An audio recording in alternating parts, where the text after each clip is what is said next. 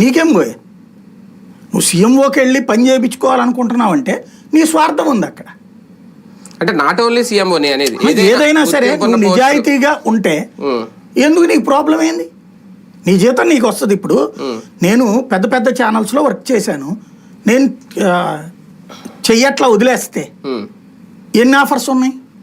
ఎందుకు డబ్బులు తీసుకోవాలా? ఎందుకు తినాలనుకోలేదు? అంటే ఒక అధికారి భయం నేను అనేది ఎవడైనా సరే మనం చచ్చే వరకు ప్రశాంతంగా ఉందాం అనుకున్నప్పుడు ఈ తప్పుడు పని చేయక.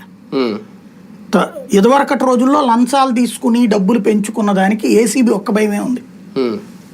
ఆంధ్రాలో ఇప్పుడు రెండో భయం రాజకీయ భయం. తెలంగాణలో కూడా 2 తెలుగు రాష్ట్రాల్లో అధికార యంత్రాంగాలు ఎప్పుడైతే వాళ్ళ కాన్స్టిట్యూషనల్ రూల్స్కి విరుద్ధంగా వ్యక్తిగత స్వార్థాల కోసం తప్పుడు పనులు చేయడం ప్రారంభించారో, ఒక ప్రభుత్వ ఉద్యోగి చేసే తప్పు సమాజానికి తీవ్ర నష్టం.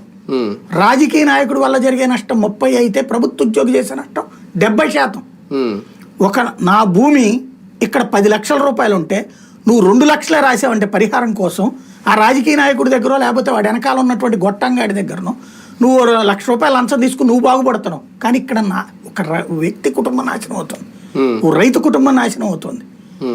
అదేది ఇండోసోల్ దగ్గర 20 లక్షల రూపాయలు ఇవ్వడం గొప్పని ప్రొజెక్ట్ చేస్తున్నాడు అధికారి.